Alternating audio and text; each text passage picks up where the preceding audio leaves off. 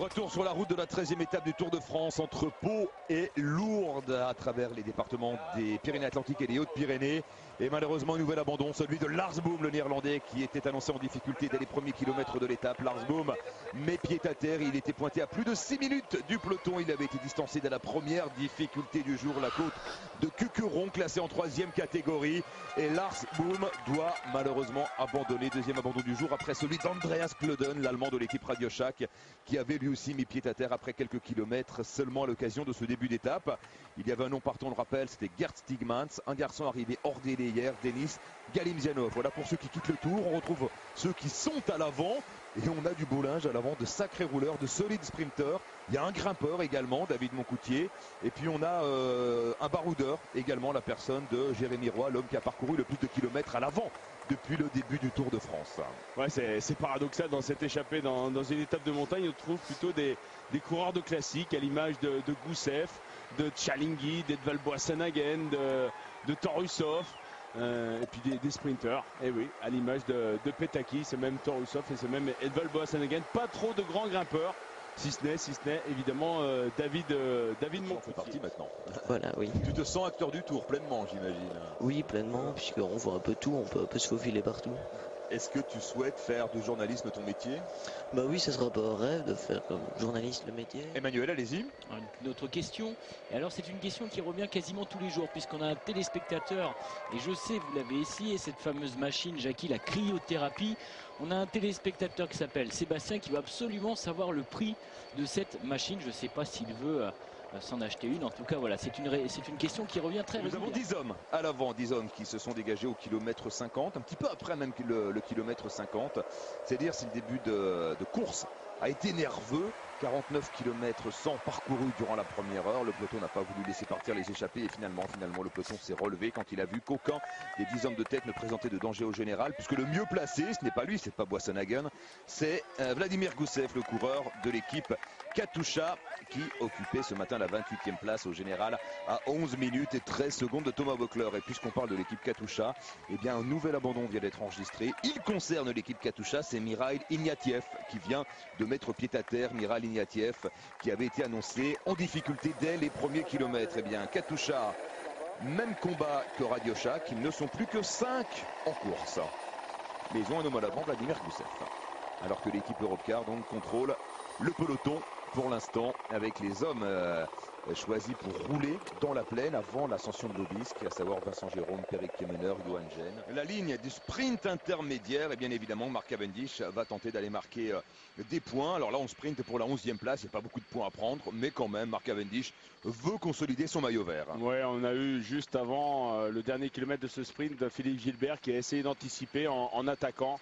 Mais l'équipe HTC veillait au grain avec notamment Bernard Tezel. Et là, c'est Mark Renshaw qui va donc lancer le sprint pour la 11e place. Et Roras qui va essayer d'anticiper le sprint pour devancer Mark Cavendish. Ventoso également là dans le sprint. Et bien, il est dans la boîte, Mark Cavendish. Mark Cavendish, est-ce qu'il fait l'effort quand même? Non. Ouais, c'est encore rouleux entre Cavendish et Ventoso. Là, il n'y a pas de faute. Il a très bien joué.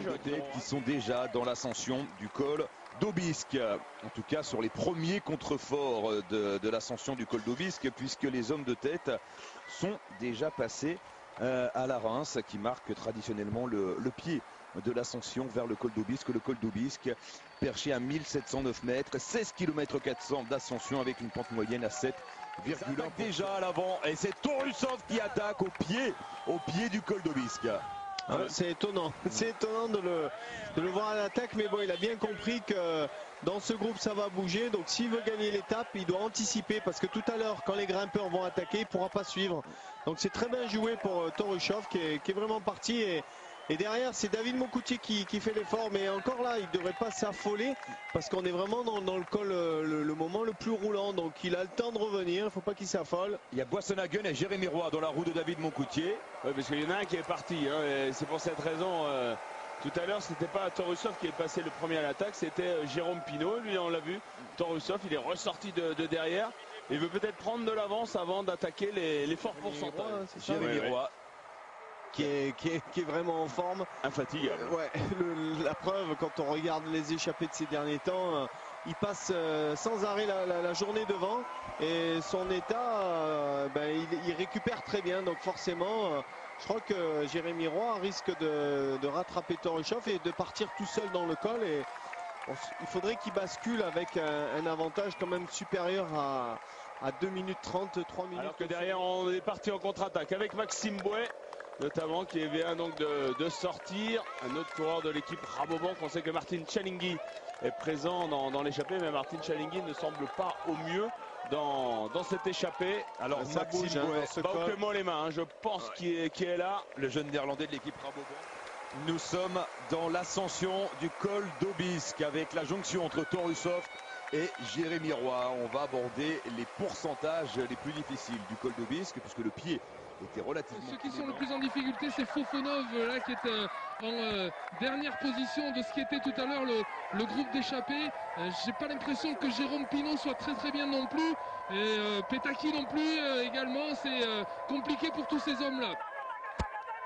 David Moncoutier semble décider à revenir sur le duo de tête.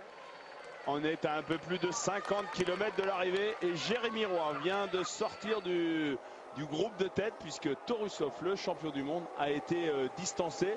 Là, on retrouve les 3 coureurs qui sont partis tout à l'heure en contre, avec notamment Maxime Bouet, Baukemollema et Michael Delage, que l'on avait annoncé dans un premier temps distancé à l'arrière du peloton. Pas du tout, hein. Il est bel et bien sorti du peloton. Là, attention, ces coureurs Mollema, Bouet et Delage sont pointés même à plus de 5 minutes de l'homme de tête. Donc il est seul, Jérémy Roy, et puis derrière on a donc toujours 2 coureurs avec David Moncoutier et Valboasson-Hagen. Ouais, Jérémy Roy qui est en train de faire un comme prévu, il a lâché Valboasson-Hagen. Valboasson-Hagen, au même titre que Torusov, est plus réputé pour sa pointe de vitesse. On l'a senti que dans la roue du coureur de la Cofidis, il était un peu à bloc. On pensait qu'il allait peut-être se faire distancer un peu plus tard.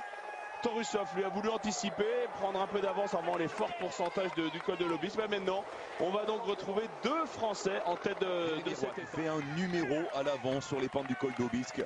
Non seulement il résiste à David Moncoutier, mais il relègue le grimpeur de l'équipe Cofidis à plus de 30 secondes. Le danger maintenant, effectivement, c'est Torusov qui est toujours pointé à... Non, il est pointé à une 10 quand même maintenant. Ouais, Torusov. et puis là, à partir de Gourette, là encore, il y a des forts pourcentages. Je pense que le Norvégien va continuer à perdre du temps. Il sera, à mon avis, au sommet de l'Aubisque à plus de 2 minutes. Ouais, 2 minutes, voire plus près de 3 minutes. Donc là, revenir, ce sera quand même compliqué sur un Jérémy Roy qui est quand même un bon descendeur. Il est capable de les reprendre, Ussof. Attention, dans une descente, avec le plat qu'il y a également à finale, il va pas falloir que Jérémy Roy tergiverse à la fois dans la descente et le plat qui nous amène à Lourdes. Pour peu qu'il ait un petit souci mécanique ou un incident d'une crevaison, ça peut être compliqué. Donc pour l'instant, il tient le bon bout. En tout cas, même s'il aurait fait que ça sur le Tour de France, c'est déjà super. Ah, c'est énorme ce qui nous gratifie Jérémy Roy sur ce Tour de France. Je l'ai interrogé hier juste après la ligne. Bon, il avait fait un gros rallye, mais c'est vrai que je ne l'avais pas vraiment senti très fatigué, toujours prêt à repartir à l'attaque. Alors on va mesurer le retard de David Moncoutier. David Moncoutier n'a pas le coup de pédale, j'irais menaçant pour Jérémy Roy. Il sait que ça va être difficile de revenir. Donc peut-être il aura une situation de course tout à l'heure. Alors que Baukemollema et Maxime Bouet sont pointés avec une avance de 30 secondes seulement sur le peloton maillot jaune. Donc le contre opéré par ces 2 coureurs ne porte pas ses fruits. 53 secondes pour David Moncoutier, vous voyez, qui ne plonge pas vraiment dans la descente pour aller chercher Jérémy Roy. Il va attendre peut-être Torusov. Mais bon, Torusov peut-être risque de le croiser dans la descente. Plus d'1 minute, je sais pas, il est passé... Ah, il a plus de 2 minutes de retard de toute façon, Torusov. Alors, est-ce qu'on a le retard de Torusov? Il a bien limité la casse, hein. Attention. 2 minutes, la menace va être là dans le final avec David Moncoutier. Si David Moncoutier se retrouve avec Torusov en bas à 20 km de l'arrivée, là, ça va être compliqué pour Jérémy Roy, qui doit à tout prix faire un numéro demain. Ça, c'est indispensable. Donc, il va avoir la grosse pression. Jérôme Pinault, Lars Bak et Valboasson-Hagen qui sont en train de passer au sommet du col, mais à pratiquement 4 minutes de retard. Vu dans le Dauphiné, dans le brouillard comme ça, une chute parce qu'une vache, elle traversait dans un col. Hein. Il y a les Van Endert qui va aller faire un classement, mais je crois que est-ce qu'il lui reste des points à marquer? Peut-être pas beaucoup. Je crois pas. Hein. C'est les 6 premiers qui marquent des points. Non, il y a eu Choff, Moncoutier, les trois, non, il y a plus Kimboué. Et repris. Et repris. Il n'a rien repris. Hein. Lorsqu'il est sorti au pied du col de l'Obélisque, il avait 6 minutes de retard hein, sur Jérémy Roy. Puis regardez, mais il a continué il a plafonné à perdre du temps. Voilà. Hein. Parce qu'on n'a pas vraiment accéléré dans le peloton. Hein, donc il est revenu tout seul. Voilà, c'est Vincent Jérôme qui a fait la montée quasiment du pied jusqu'en haut. On n'a même pas demandé à Pierre Roland, à Anthony Charteau ou à Cyril Gauthier de travailler dans cette ascension. Attention à ce brouillard dans la descente pour le peloton. Il faudra être vigilant quand même dans la descente. À noter que Torussoft est en passe de revenir sur David Moncoutier. C'est Moncoutier qui s'est relevé dans la descente. On l'a vu dès qu'il est passé au sommet du col d'Aubisque. Oui, on s'y attendait, mais est-ce que David Moncoutier va accompagner Torussoft? Ça m'étonnerait. En tout cas, s'il y arrive, ça sera un atout dans le final pour ces deux coureurs pour revenir sur Jérémy Roy. Oh, 1,22 sur Moncoutier, ouais. 1,45 sur Torussoft qui pour l'instant ne perd en rien Torussoft par rapport à Jérémy Roy à 33 km de l'arrivée. Je pense qu'il n'y aura pas loin de 2 minutes quand même au sommet du col du Soulorp. On l'a vu, le groupe Boasson-Hagen est pointé à plus de 4 chercher, minutes. hein. Moi je crois que sur la fin, l'état de fraîcheur va primer et Jérémy Roy est transcendé. On l'a vu basculer là. Donc moi je pense qu'il a toutes ses chances de l'emporter. C'est un final passionnant que l'on va vivre à l'occasion de cette 13e étape du Tour de France entre Pau et Lourdes. Les hommes de tête sont passés au sommet du col du Soulorp. Alors le col du Soulorp n'était pas la deuxième difficulté du jour. La difficulté c'était bien le col d'Aubisque. Le Soulorp c'est juste un faux plat montant d'1,5 km qui précède la première partie, qui suit la première partie de la descente du col d'Aubisque. Et les positions sont les suivantes. Jérémy Roy est en tête avec 1 minute 25 d'avance sur David Moncoutier. Et à 1 minute 40 il y a Torussoft, le Norvégien, 1,36 même, il se rapproche un petit peu. David Moncoutier. Est-ce que Moncoutier va rouler? Il est où Jérémy? Il est un peu plus loin là-bas. Moi j'ai bien essayé de le reprendre dans la montée, j'ai pas réussi. Alors c'est à toi d'essayer de le reprendre. Il est clair que si ces deux hommes-là collaborent, c'est pas bon pour Jérémy Roy. Hein.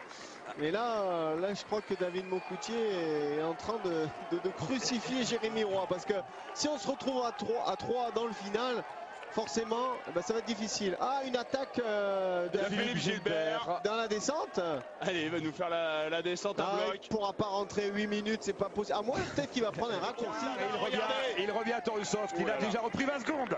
Il a déjà repris 20 secondes. Mais David Moncoutier, il faut pas. Il va pas rouler, ou alors parce qu'il sait qu'il n'a aucune chance de gagner David Moncoutier s'il collabore avec Torussoft au sprint. Mais bon, là, il va peut-être collaborer pendant une dizaine de kilomètres et ensuite, il va peut-être laisser faire le champion du monde. Quelle finale! Ils vont pas nous condamner une victoire française aujourd'hui, c'est pas possible. 1,18 d'avance. 1,16 d'avance désormais pour l'homme de tête, pour Jérémy Roy sur Torussoft et David Moncoutier. 1,16, ils reviennent. Le danger venait de là. Par contre, là, je pense pas que ça puisse revenir. Non, 4 minutes 30, non, c'est sûr. C'est vrai qu'Edvald Boasson-Hagen, lui aussi, avait l'ambition de gagner cette étape en se glissant dans l'échappée en début de course. Lui qui avait remporté l'étape de Lisieux.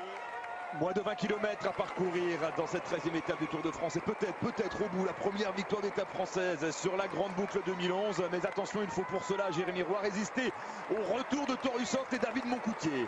Et oui, et le problème c'est que Torussoft et David Moncoutier collaborent très bien. Et regardez, 1 minute 10 à 20 km, 5 même, ça sent pas bon pour Jérémy. David Moncoutier, il est en train de mener sur un plateau Torussoft à l'arrivée. Donc c'est peut-être le moment où il va refuser de relayer Torussoft. Ouais, je sais pas s'il va écouter. À mon avis, il faudrait qu'il se relève. C'est pas possible de résister avec 30 secondes. Moins de 30 secondes, 23 secondes exactement. En plus sur deux coureurs qui se relayent. Il relaie Moncoutier, il continue. Il va peut-être arrêter de rouler, regardez. Ouais, mais bon, là, il faudrait qu'ils... Ils ont fait le plus dur, cela dit. Qu'ils mettent un grand coup de frein, là. Là, je pense qu'on va être sur le podium, mais on va être sur la deuxième et la troisième marche. Donc, ça, c'est pas bon. Ah, ça y est, j'ai l'impression qu'il se relève gentiment. Le panneau indiquant, la banderole indiquant les 10 derniers kilomètres pour Jérémy Roy qui vient de passer. Torussoft vide les poches. Se déleste du poids. David Moncoutier qui ne relaie plus apparemment le champion du monde, mais c'est trop tard. Parce que là, on va vite arriver à l'arrivée. Hein. Il va rester 7 km. Donc, en tout cas, David Moncoutier pouvait faire que ça, arrêter de collaborer.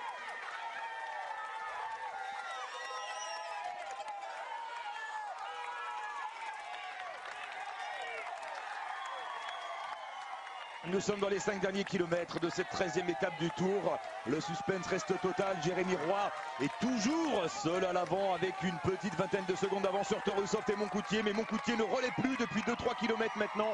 Le champion du monde norvégien. Il en est à 650 km d'échappée, Jérémy Roy, depuis le départ du Tour. 650. Et peut-être une victoire au bout. Il a plus que 10 secondes d'avance à 3 km de l'arrivée. Il ne faudrait pas que, que David Moncoutier monte trop vite. 10 secondes. Ah, punaise. Et voilà, Torusov est parti. À mon avis, ça va faire mal à David Moncoutier, mais il va y aller aussi. Ah, il faut qu'il rentre David Moncoutier, sinon Torusov va aller chercher Jérémy Roy. Il est puissant, Torusov. Et David Moncoutier qui ne peut pas prendre la roue du Norvégien. Il fait tout, Torusov, dans cette étape. Il fait tout. Oh, quelle erreur de David Moncoutier. Quel beau champion. Énorme quelle manœuvre de Torusov, vraiment. Qui se débarrasse de Moncoutier, qui va pouvoir revenir. Regardez comment il revient. Qui va revenir tranquillement maintenant sur Jérémy Roy. En quelle finale on va vivre? Voilà, maintenant, comment peut-on se débarrasser de Torusov? Là, il va le croiser, il va l'attaquer de suite. Il est incroyable, Torusov. Regardez, il va récupérer un tout petit peu. Et dès qu'il va pouvoir, il va le contrer. Il va pas le doubler. Voilà, il reste dans l'aspiration. Il ne l'a pas vu, Jérémy Roy. Il ne l'a pas vu. Regardez, il va attendre. De toute façon, il sait qu'en arrivant au sprint, il va se débarrasser de Jérémy Roy. Il est monstrueux. Allez, David Moncoutier qui peut revenir peut-être. Et Torusov attaque, ça c'était prévisible. Il attaque tout de suite, Torusov. Accroche-toi. Il sort Roy de sa roue, Torusov. Il est trop fort, le champion du monde norvégien.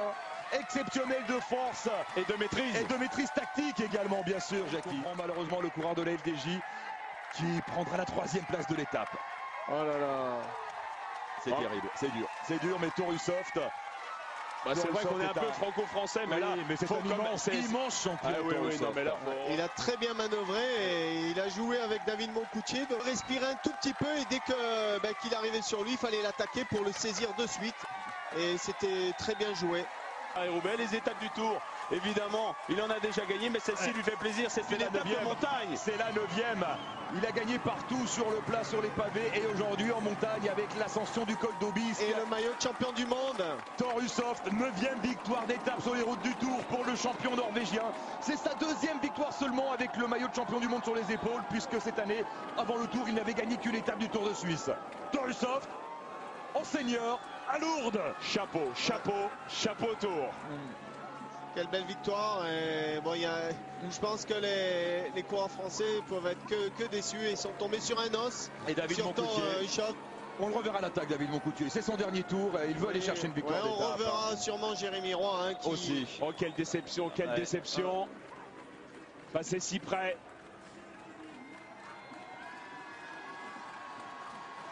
Jérémy Roy qui a fait toute la journée à l'avant, comme c'est le cas depuis le départ de ce tour. Retour sur la ligne d'arrivée à Lourdes avec Edvald Boasson-Hagen qui va aller chercher la 4e place. Non, je suis pas sûr que Jérôme Pinot va devancer Edvald Boasson-Hagen et même Lars Bak. Ouais, qui a une bonne pointe de vitesse. Attention à Lars Bak de caler dans la roue. Il y a Gusev qui est derrière. Jérôme Pinot, Lars Bak. C'est Lars Bak qui va aller chercher la 4e place. 5e place pour Jérôme Pinot. Boasson-Hagen qui lui a buté également sur les pentes de l'Aubisque. Et puis Vladimir Gusev qui va faire une petite remontée au classement général, mais vraiment légère. Il était ce matin 28e à 11 minutes. Allez, il va remonter peut-être parmi les 20 premiers. Martin Cialinghi avec Alessandro Petacchi. J'avoue que j'ai pas compté. Et Philippe Gilbert fait son sprint tout seul. Ouais, pour reprendre un peu de temps au général. C'est juste pour le général, je pense qu'il se bat, Philippe Gilbert. Sinon, bon, il va marquer. Gabolet est également là. Jelle Van Ender, Maxime Montfort. Un peu plus loin, on voit Gianni Mersman. Bon, pas de souci. C'est Roras qui remporte le sprint du peloton. Et Thomas Voeckler préserve lui son maillot jaune. Une 15e journée en jaune l'attend demain. Peu d'Huez. Le classement de l'étape, Torusov devant David Moncoutier et Jérémy Roy, les deux Français. Jérôme Pinot qui prend la 5e place. Philippe Gilbert 10e. Voilà, Philippe Gilbert qui fait son apparition dans le top 10. Il est 9e désormais, le Belge, avec un retard de 4 minutes 35 sur Thomas Voeckler. Sinon, pas de changement au classement général.